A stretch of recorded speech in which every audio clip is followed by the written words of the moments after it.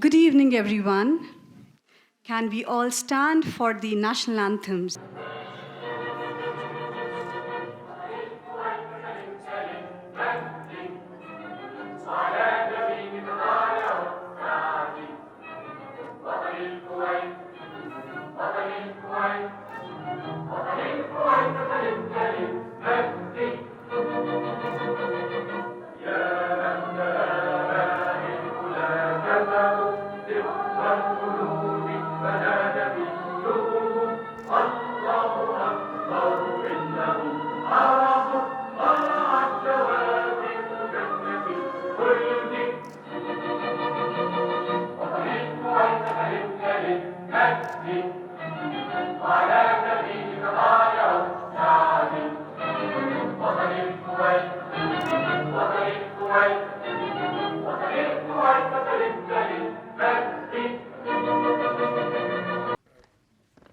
Respected dignitaries, honored guests, and your excellencies, friends from the media and audience, I welcome you all today to the book launch event of Sadaaqa, Partnership and Cultural Kinship. I am your presenter for the evening, Shatabdi Mukherjee. Sadaaqa in Arabic means friendship, and there's a quiet truth inside that word. The strongest ties between two countries are never built by treaties alone. They are built by people, people who shared a meal, people who built a business together, people who raised their children in each other's neighborhoods. Tonight, we are here for a book launch that takes the truth seriously. Sadaaqa, Partnership and Cultural Kinship, Conversations with Pioneering Indians and Kuwaitis. Many of the people you will meet in its pages are sitting in this room with you tonight. That's not accident, that's the point. Before I begin, I would like to invite the person who has graciously agreed to host this event, a man whose stewardship of Kuwait's cultural life has shaped what this country celebrates, preserves, and shares with the world. Secretary General of the National Council for Culture, Arts and Letters, Dr. Mohammed Jassar.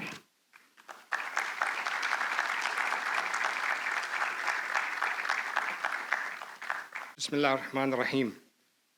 Excellencies, Her Excellency Sheikh Altaf Salim Al-Ali Subah, Her Excellency Paramita Tripathi, the Ambassador of the Republic of India, distinguished guests, Assalamu alaikum wa rahmatullahi wa barakatuh. It's a great pleasure for us at the National Council for Culture, Arts and Letters to welcome you this evening as we celebrate a profound human and cultural bond deeply rooted in history. I would like to express my sincere appreciation for your presence today, which reflects a steadfast commitment to preserve and celebrate the cultural heritage of our nations. We gather today to mark the launch of the book Sadaaqa, Partnership and Cultural Kinship by the researcher and author Mrs. Chaitali Roy. This exceptional work, born of dedicated personal efforts, documents the historical ties between Kuwait and the Republic of India, a relationship that has transcended mutual interest to embody a true sense of cultural kinship and social harmony. Through her insightful conversations with pioneering figures from both nations, the author has masterfully captured the essence of this connection, shedding light on the human stories that have shaped our shared identity across generations. Our hosting of this event, us at the National Council for Culture, Arts and Letters, stems from our firm belief in the power of the written words and serious research in advancing cultural diplomacy, reaffirms Kuwait's position as a hub for intellectual and civilization exchange. Sadaaqa is a qualitative addition to our historical library, offering us a unique opportunity to look beyond the events and appreciate deep-seated ties that bind our societies. We congratulate, and I can't see it's right here. So we congratulate you. We congratulate Mrs. Chaitali Roy on this achievement. It's an amazing project and it's an amazing book. And it's not the first book. There are several books, and there are books on the women of Kuwait as well. And I wish you all an enriching evening, befitting for this event and for the enduring bond between our two nations. Wassalamu alaikum wa rahmatullahi wa barakatuh.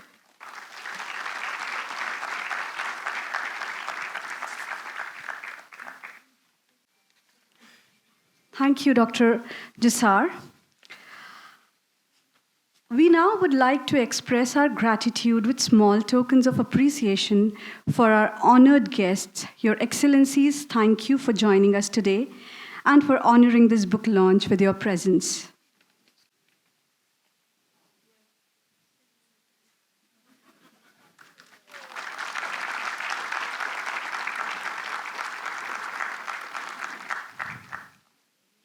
Her Excellency Anna Queston, the ambassador from the European Union to Kuwait.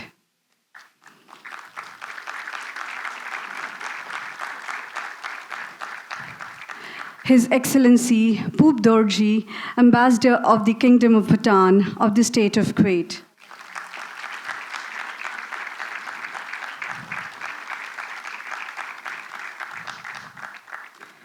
Ambassador Nabila Al-Mullah.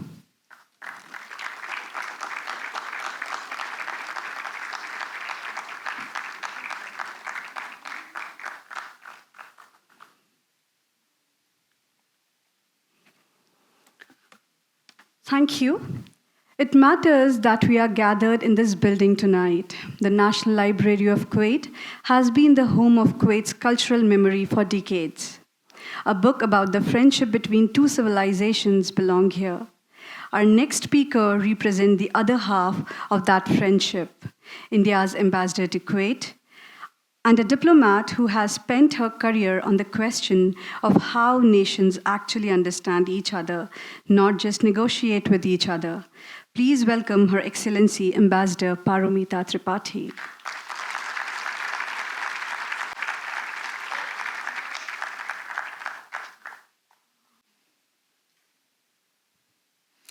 Namaskar. Salam alaikum. Good evening. Dr. Mohammed Al-Jassar, Secretary General NCCAL, Sheikh Altaf, Excellencies, dear members of the Indian community, our Kuwaiti friends, friends from the media, and most important for this evening, Srimati Chaitali B. Roy. It is my great pleasure to join you this evening at this beautiful venue for the release of this important and timely book, Sadaaqa, Partnership and Cultural Kinship, which brings out the deep connections that exist between India and Kuwait through a series of interviews and personal narratives. At the outset, I congratulate the author and creator of this project, Srimati Chaitali B. Roy, for her efforts and persuasive dedication in publishing such a book, which brings out the deep historical, cultural, and people-to-people ties between India and Kuwait that has been shaped over centuries through trade, culture, familial ties, and mutual trust. I also congratulate the contributors, interviewees, and everyone associated for this remarkable effort. Books such as this do much more than record history. They preserve memories, capture emotions, and strengthen the human connections that define relations between nations.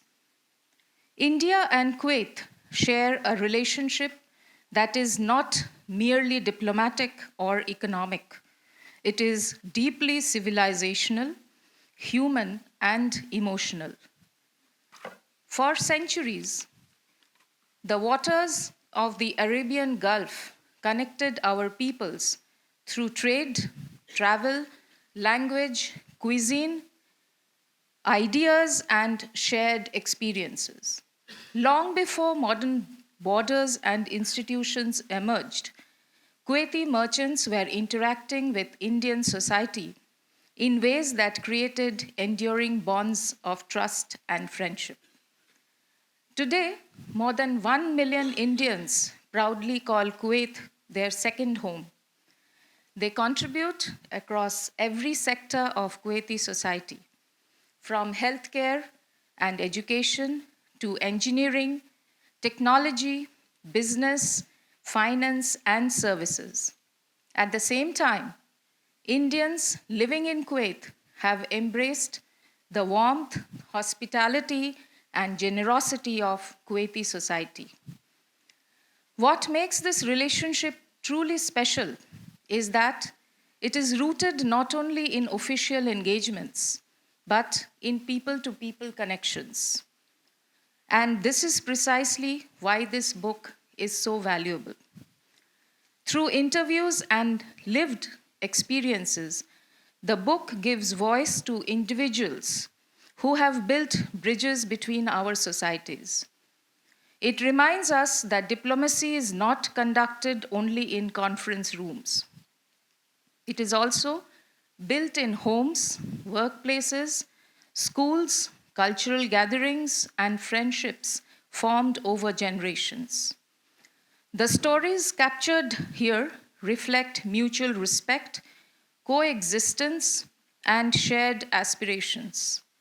They show how Indian and Kuwaiti cultures have interacted naturally through food, music, language, traditions, family values, and culture in general. They also highlight the resilience and adaptability of our communities and the spirit of partnership that has always guided our relationship. In today's rapidly changing world, preserving such narratives becomes even more important. Younger generations must understand that India-Kuwait relations are not recent or transactional. They are rooted in history and strengthened by human connection. This book, therefore, serves not only as a literary contribution, but also as a cultural document and a bridge for future generations. This book is a timely tribute to the invaluable contribution of the 1 million strong Indian community to Kuwait's development, the friendship that exists between the two peoples, and the enduring strength of India-Kuwait bilateral relations. India deeply values its partnership with Kuwait. Under the visionary leadership of both countries, our bilateral ties continue to expand in areas such as trade, investment, energy, technology, education, culture, health, defense cooperation. The list is endless. Yet, at the heart of all these achievements remain the people of our two countries. May the friendship between India and Kuwait continue to flourish for generations to come. Thank you for your attention. Shukran. Dhanyavad. Namaskar.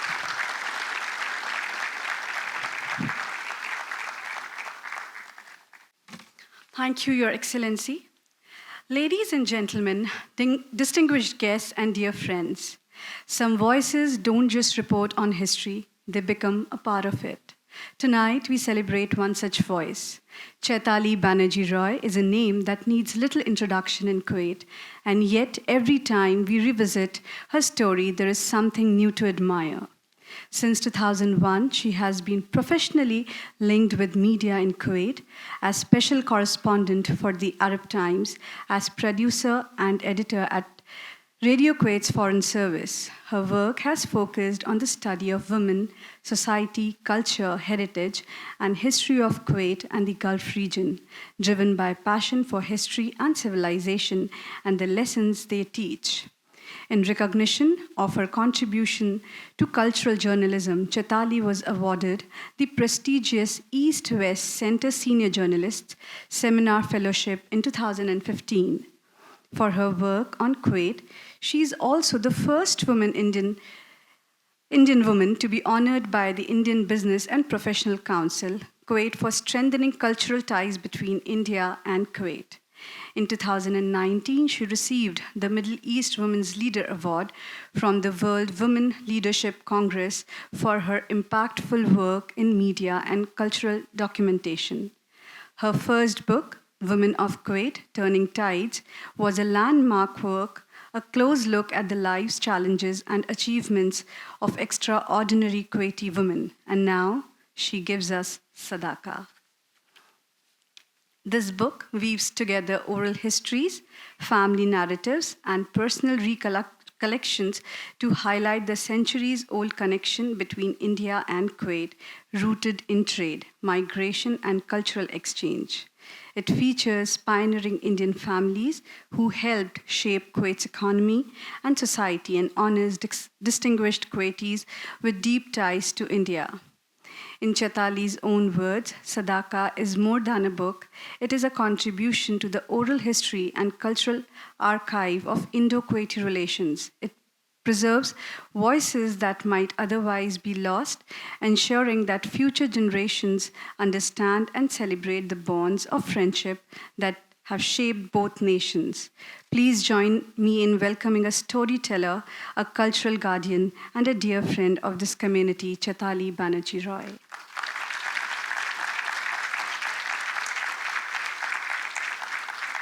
Shwatabdi was being very, very kind there. Thank you so much. Thank you, ladies and gentlemen, for being here today. I'm going to bore you because it's a pretty long talk. But I've been waiting for this moment for a long time, so you have to bear with me. Good evening, Dr. Mohammed Jassar, Secretary General of the National Council for Culture, Arts and Letters, Her Excellency Paramita Tripathi, Ambassador of India, Excellencies Sheikh Altaf Salim Al-Ali Al-Sabah, Sheikh Al-Sabah, Sheikh Swad Al-Sabah.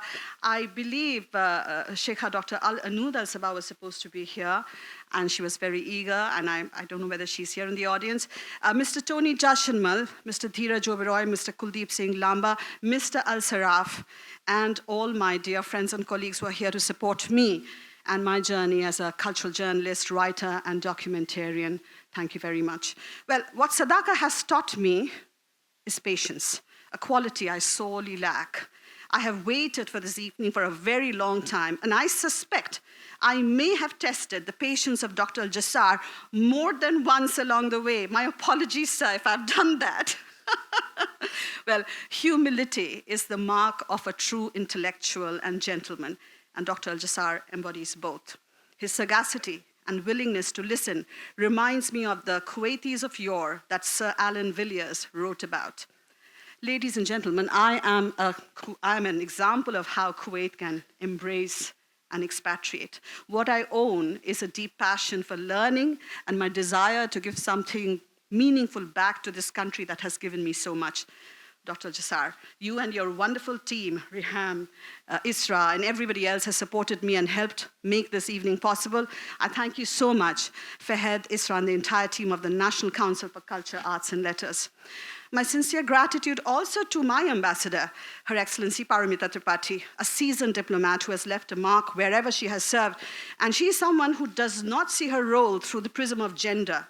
And I truly admire that. Of course, it helps that she and I were born and raised in the same city, a city that is considered India's intellectual capital. I'm deeply honored by your presence this evening, Excellency. Thank you also to Sheikh Altaf Salim Al-Ali Al-Sabah. I first met Sheikh Altaf, I think, in 2003. I was writing about one of her books. We met at the Beit al-Badr, and I was writing for Arab Times, and the connection was instant. Her work on Sadu, heritage, and culture has deeply inspired my own journey as a cultural journalist and writer. I'm incredibly honored that you agreed to write the foreword to Sadaaqa, Sheikh Altaf. I would also like to thank the diplomats who are present here. Over the years, my journey as a storyteller, broadcaster, journalist has brought me in close collaboration with many embassies, cultural organizations, and communities. These relationships have enriched my understanding of how culture connects, how culture works. So with the British and the Australian embassy, is Palan here? Palan Suchak? Oh, there she is. Hi. So, with the British and the Australian embassies, I had the pleasure of collaborating on what was among Kuwait's earliest podcasts at my Kuwaiti table, alongside my wonderful partners in crime, Dr. Lavinia Davenport and Krisha Derecki and Anis Bakar, who you're going to meet very, very soon. And then there was my association with with Ambassador Lina Mariana of Indonesia, is also very long and meaningful, but I don't think she's been able to make it today. And my friends, with my friends from the Kuwait Textile Arts Association. Do we have anyone from KTA today? No? Oh, you are? Hi. Okay. So, with my friends from the Kuwait Textile Arts Association, I had the privilege of helping organize one of the finest exhibitions and first exhibitions on Bhutanese textiles excellency in Kuwait, an experience that showed me once again that how culture quietly builds bridges across borders. So to all of you, thank you so much, and for your encouragement, friendship, and support over the years. I thank my publisher, Ashish Gusain, who kept pushing and prodding me till he had the final manuscript. He was here in Kuwait with his father for the release of my first book, Women of Kuwait, Turning Tides. I miss him. I also miss Anupa Dasgupta, my soul sister and the very gifted designer of this project, also from the city of my birth. I'm glad I have Anis Bakar here. Where are you, Anis? Oh. So I met Anis when he was fresh out of college.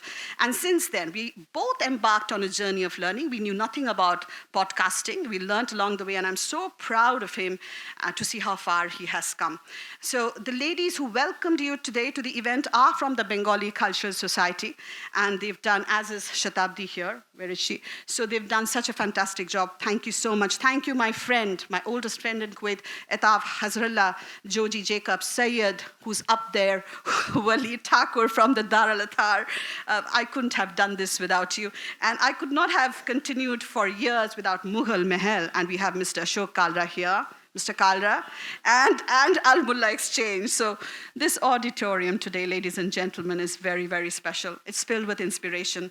I planned this event in a way that would bring diplomats, intellectuals, cultural figures, and distinguished members from Kuwait and the international community together to celebrate dialogue, friendship, and cultural kinship. And I believe we have done that. I can see Sheikha Suad al-Sabah, whose love for India and Mumbai made me reach out to her for the very first episode of Sadaaqa.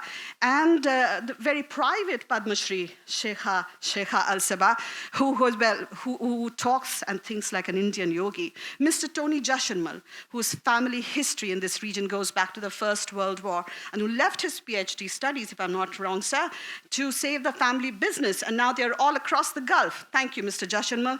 Mr. Oberoi. Mr. Oberoi, where are you? He's there. Mr. Oberoi, who started from a small store and built Kitco, Kuwait's oldest locally made food manufacturing business. Such absolutely amazing pioneers. Look at Mr. Ravi Kohli, owner of Dawat, whose grandfather co-founded the first Indian school, and Mr. Kuldeep Singh Lamba, who built Al-Melam, one of Kuwait's largest automotive companies from scratch. Katie Matthew, you have the whole Matthew family there, who built one of the largest healthcare companies who are also involved in medical technology in the Middle East. Thank you so much, Mr. Matthew. I'm so happy that you could make it. I did not expect you to be here, so this makes it even more special for me. Mr. Ahmed Al-Sarraf, who never shies away from telling the truth, and I'm really scared of him. And is one of Kuwait's leading op-ed writers. And Mubarak Rashid, is my friend Mubarak here? The singer, the Kishore Kumar of Kuwait. I think I gave him that title way back in 15 years back when I did an article on him for Arab Times. So inspiration, I believe, is contagious, and Kuwait is filled with inspiration. Thuraya al-Baksami, one of Kuwait's pioneering artists. And I can see Dr. Samira Lomar. I was not expecting her. I mean, I just can't tell you how pleased I was to see her from Kisar. Thank you, Dr. Samira, for being here. And then we have Anud al-Sharik, Dr. Anud al-Sharik, Chatham House Fellow, my friend. I'm proud to call her my friend, and she's done amazing work on women's rights here in Kuwait. Thank you for being here. Balsam Al-Ayub, I can see you there, Balsam. Incredible work, champion athlete and entrepreneur. Such amazing women, and they were all in my first book, Women of Kuwait, Turning Tides. Thank you for your inspiration And thank you for your consistency. I believe that is very important, consistency. There are so many of you here, and time is limited, but thank you for your efforts, for your inspiration, and I believe for not giving up. That's very important. Many of my friends here work in media, culture, arts, and creative industries. One of the most significant challenges facing creative professionals is the perception that their work is somehow less serious or less valuable than more traditional professions like being a doctor or an engineer. So creative work is often seen as a labor of love, but culture is important, and it gives us identity, belonging, meaning, and memory. In an increasingly divided world, culture remains one of the strongest bridges between people. When I first arrived in Kuwait, I was terribly homesick. I never imagined I would one day call another country home. But within my weeks of joining Kuwait Radio, I was invited by my then colleague, Amani Al-Munayas. Are you here, Amani? Amani Al-Munayas, there she is, my very first Kuwaiti friend who invited me to dinner with her family. And sitting around a table laden, you remember that, sitting around a table laden with food, surrounded by warmth, conversation, and hospitality, I suddenly felt something familiar. I felt at home. Amani, thank you so much. As I began writing features on Kuwaiti culture and heritage for the Arab Times, I saw more and more similarities between our society in food, textiles, trade, family values, and it felt deeply connected to India in ways I had never expected. And slowly I began thinking, what if these stories of these shared histories disappear? What if the memories of Indians, Kuwaitis who have lived through the formative decades of both modern nations were lost forever? And I think the seeds of Sadaaqa were planted in that apprehension. I would also like to take this opportunity, like my ambassador did a short while back, to highlight that Sadaaqa is also about unlearning stereotypes about Indians. There exists a stereotype in some spaces that Indians are primarily, well, domestic workers, drivers, nannies, and, with full respect to those professions, this stereotype erases an entire history of Indian contributions to Kuwait's development. There are Indian business families, doctors, educators. We have brilliant doctors sitting back there, administrators, pioneering professionals who built institutions, created livelihoods, and shaped modern Kuwait. I wanted this book to address that narrative. This journey, both the show and the book, began during one of the darkest periods of my life. I was trying to come to terms with the loss of my mother, the very foundation of who I am, and then came the serious illness of my only living sibling, my brother. Working on Sadaaqa became my way of navigating grief, of finding healing and purpose through storytelling. For people like us, this journey is lifelong. We search constantly for meaning and purpose, and I know someone who does that, Claudia Farkas Al-Rashid, someone I consider a mentor who's sitting right there, and I don't know what Kuwait would have done without her books. So we are searching constantly for purpose, and perhaps even for our own little version of what they call an ikigai, or a raison d'être. Did I say that right, Excellency? Raison d'être? My French is terrible. And in that search, the people who sacrifice and tolerate the most are our families. I thank my family, my husband, Ronnie, who's there, and my son and daughter for their tolerance and for supporting me through this very unpredictable and chaotic journey. Sadaaqa is my humble attempt to preserve stories of friendship, coexistence, and cultural kinship for future generation. As my ambassador said, relations are not only built through diplomacy and trade, they're built through people. And if this work contributes, even in a very, very, very small way, to strengthening understanding between my two homes, the two countries that I consider my two homes, then I will feel that my journey has been worthwhile. Thank you, ladies and gentlemen.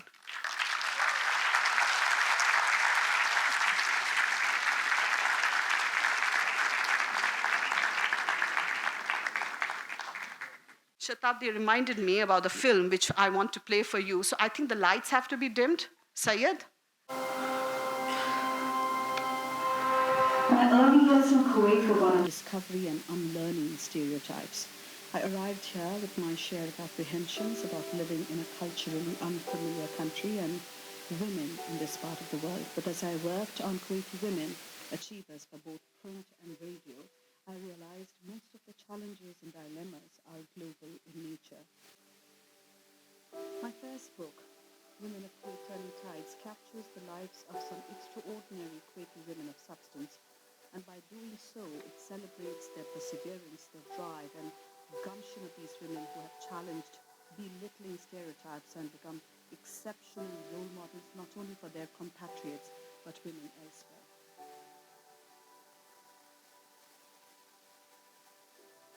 It won't be wrong to say that both my books, Women of Kuwait, Turning Tides, and Sadaaqa, Partnership and Cultural Kinship, is deeply inspired by the work of Sheikha Altaf Salim Al-Ali Al-Sabah.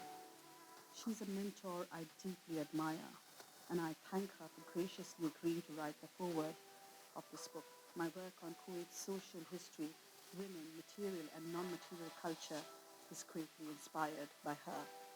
Sadaaqa, Partnership and Cultural Kinship, Conversations with Pioneering Indians and Kuwaitis presents the inspiring journeys of pioneering Indian families, including the Jasharmas, Oberois, Pasins, Kohlis, Lambas and Matthews and others who built their businesses from the ground up through sheer hard work and determination. In doing so, they not only created livelihoods but also became significant contributors to Kuwait's economic growth, standing shoulder to shoulder with the locals. These are accounts of grit and resilience, forged during a time when life in this desert nation was far from easy.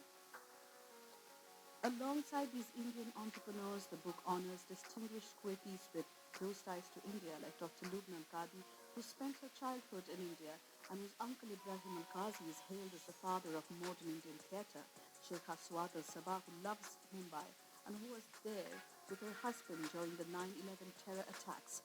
Sheikha Al-Sabah, the first Kuwaiti to be awarded the Padma Shri for her extraordinary role in popularizing yoga among the locals. Mubarak Al-Rashid, Kuwait's Kishore Kumar, renowned for his vast knowledge of Bollywood. The Al-Fajr sisters, the acerbic and forthright Mr. Ahmed Al-Sarraf, who is regarded as the voice of reason in Kuwait. Sheikha Hala Al-Sabah, with her love of traveling of in India, and many other Kuwaitis whose affections for India is deep and enduring.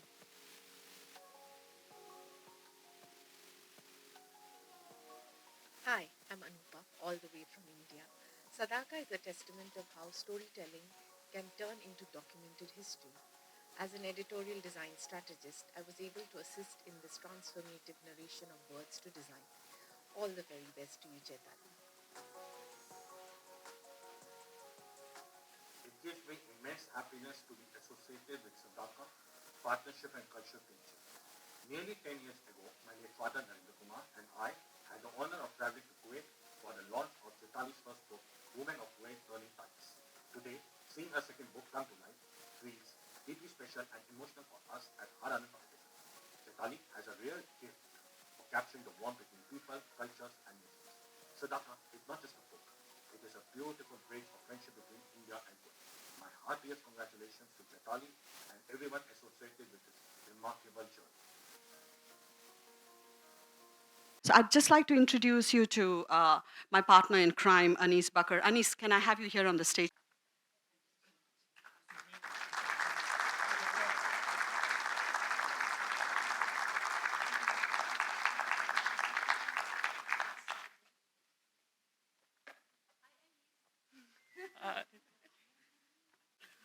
Thank you, Anis. Thank you, Chaitali.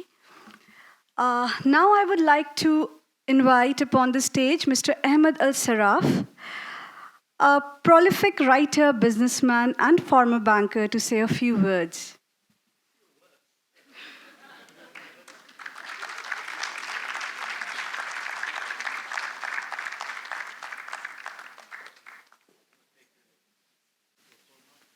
Good evening, everybody. Before coming here, I passed to my mother. I saw her, and knowing how short my memory is, she said, "You better write down what you want to say." So I went back home and I wrote this. It's going to take a couple of hours. You will have 10 minutes break to have a nap, have coffee, tea, and come back. Fasten your seatbelt. Only three pages. Anyway, I was asked to say a few words on this beautiful occasion. I think whoever asked me will regret it tonight. So I told my mother about this event, and she advised me to have a speech written just in case. It is indeed a pleasure to be here today for the release of Sadaaqa, Partnership, Culture and Kinship by Mrs. Chaitali Roy.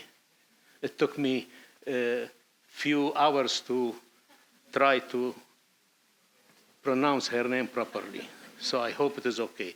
This book is important because it reminds us that the relationship between Kuwait and India is not new, or it is not limited to trade, diplomacy, or numbers. It is a relationship built over generations through people, families, merchants, teachers, workers, professionals, artists, and friends who have contributed to the life of this country in many meaningful ways. I believe that the relationship between Kuwait and India is unique to a degree unmatched by any other relationship with any other Arab countries. Believe me or not, this is true. The relationship that Kuwait has with India, you would not find it in any Arab country. Something. Thank you. My personal relationship with India, or Indian people, goes back 70 years, believe it or not. I am 81. And it was always a very beautiful, fruitful, and more than fulfilling. And I have expressed that in tens of my daily articles in Al-Qabas over the past 34 years. The links between our societies can be seen in our markets, our food, our language, our memories, and many human relationships that have grown here over time. What Mrs. Roy has done through Sadaaqa, you have added an extra A here in Sadaaqa. It should be Sadaaqa with one A in between, the D and the Q. Invaluable because she has documented these stories with sincerity and respect. She has looked beyond headlines and statistics and focused instead on people. It's very important. Projects like this are important for Kuwait because they help preserve memory, at least for my children.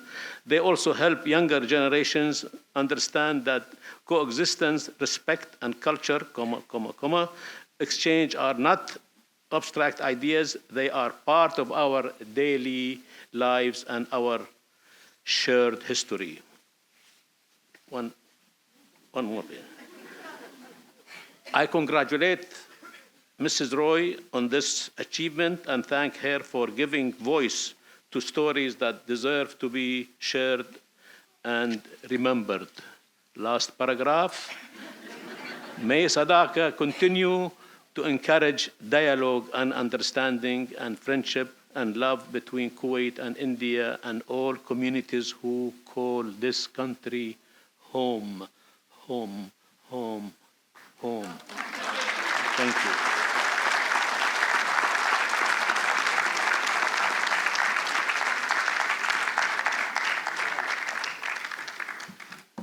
Thank you, Mr. Saraf. Next, I would like to call upon the stage a central figure in the modern history of the Jashanmal Group, a retail and distribution powerhouse that has been a fixture on the Arabian Gulf's commercial landscape for over a century. Mr. Tony Jashanmal, to share a few words.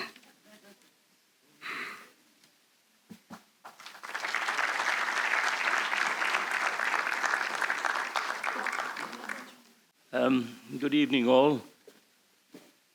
I think I know most people here.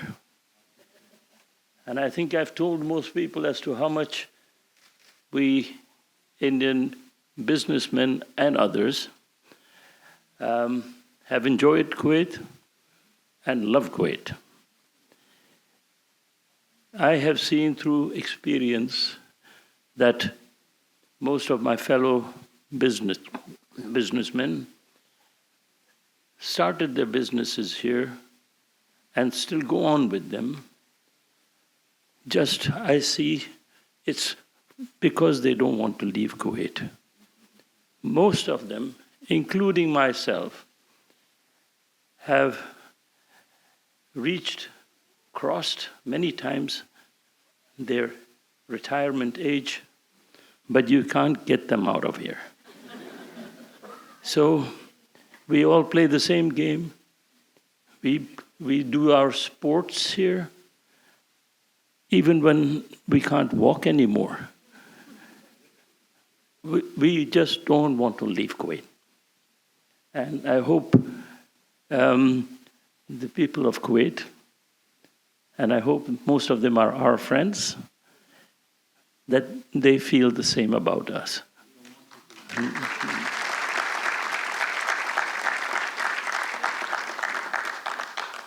When Chaitali asked me that she wanted to interview me about the life and about our background and all the things that we have done, enjoyed in Kuwait, she asked me first question, where would you like me to conduct this? I said, if you give me the choice and to get my real feelings, I would like to do it where I was born. I was born in Kuwait. Next year it'll be 80 years ago. And I still love that place. Second thing, it is difficult for me to live outside the old Kuwait, inside the old wall, because I was here. My closest recollections, or my closest to heart recollections, are those from the first 5 years that I was here. I loved it here, but like many Kuwaitis, I also had to leave Kuwait and go elsewhere, because there were no English language schools in Kuwait at that time. So,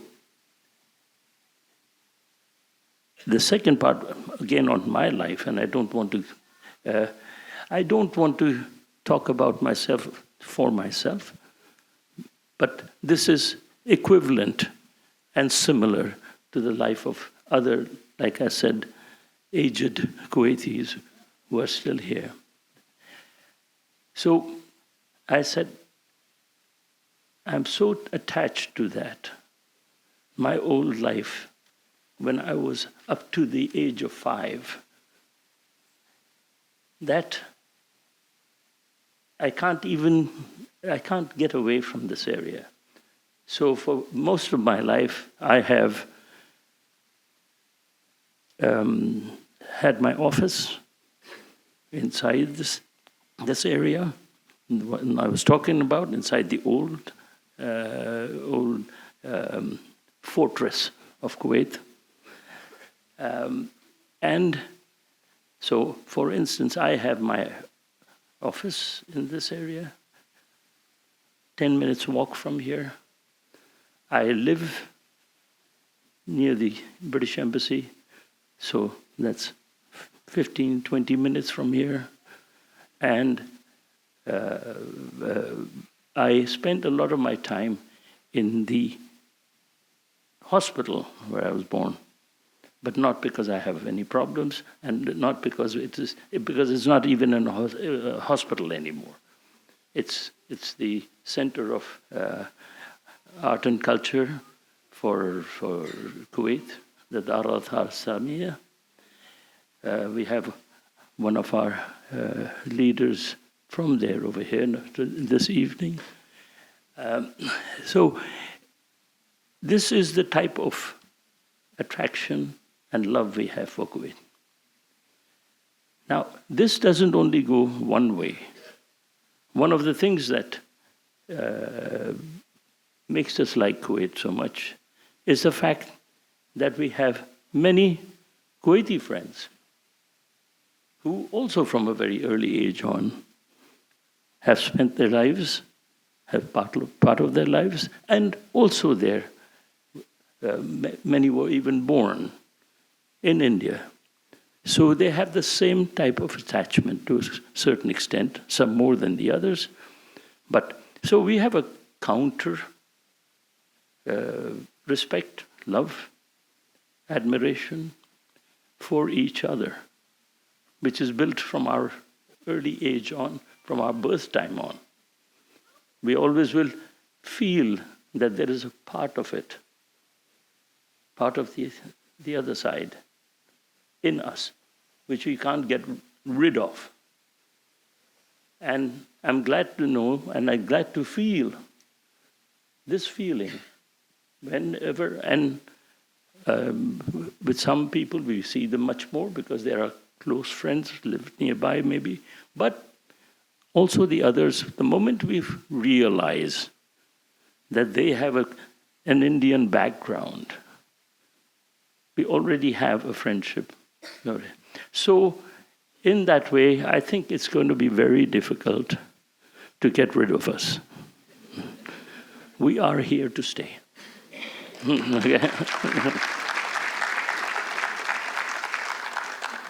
You are forewarned.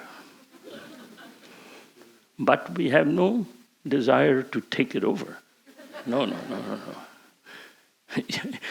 Sorry to put it that way, but you might have many other neighbors who might want to do that. So on behalf of my fellow businessmen and Indians, I would like to reiterate that we have a great love for Kuwait, for people of Kuwait, and again, we'd like to stay, with your permission. Talking about, just one last point, talking about Kuwaitis in India, or their attraction to India, their connection to India. In many places, in our whole family, and our family is distributed all over the Gulf. Our business is distributed. So our whole family, the Jashmal family, basically don't live and work anywhere else in the world. We're all in the Gulf. And we all have similar feelings for the countries in the Gulf. So for me, I can't be born in too many places. So I was born here, also just a few steps from here. And I'm going to stay here. And this is the feelings that I have in my Indian friends who are here.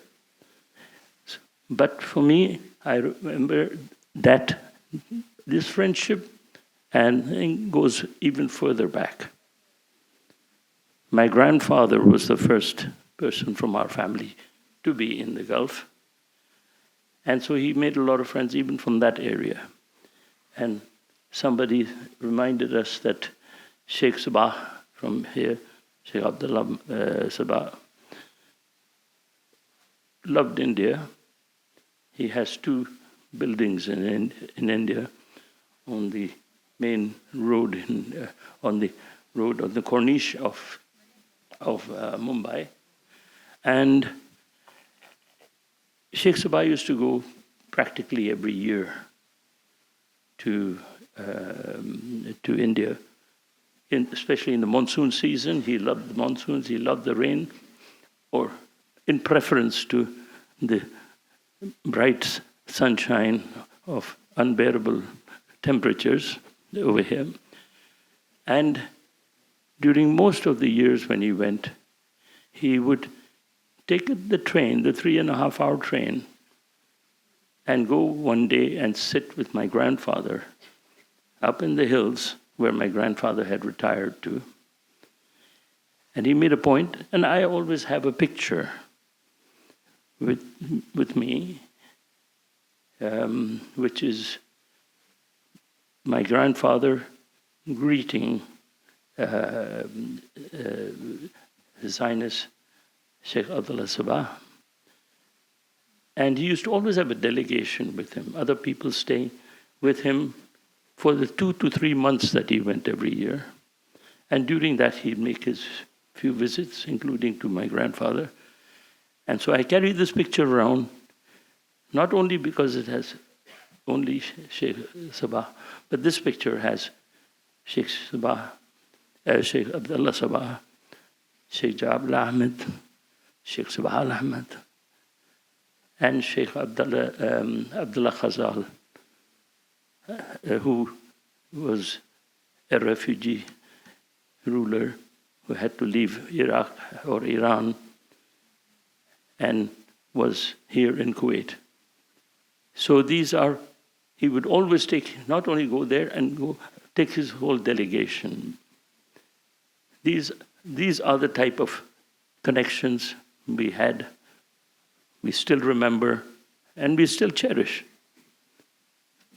So I don't know how to express any more our feelings for each other, because these are reciprocative as far as it is from the Kuwaiti side. Many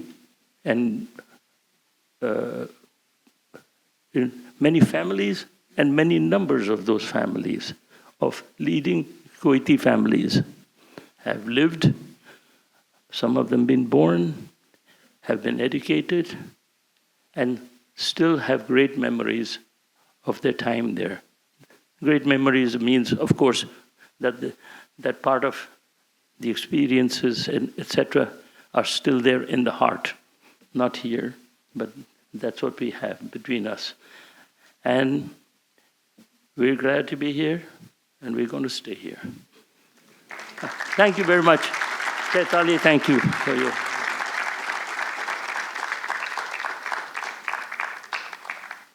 Thank you, Mr. Jashanmal. He came all the way to release the book. It really makes me feel so honored and humble. Thank you, sir. So I think we're now going to launch the book. Can I ask Her Excellency, Paramita Tripathi, to please come on stage. Dr. Jassar, please, if you can join us.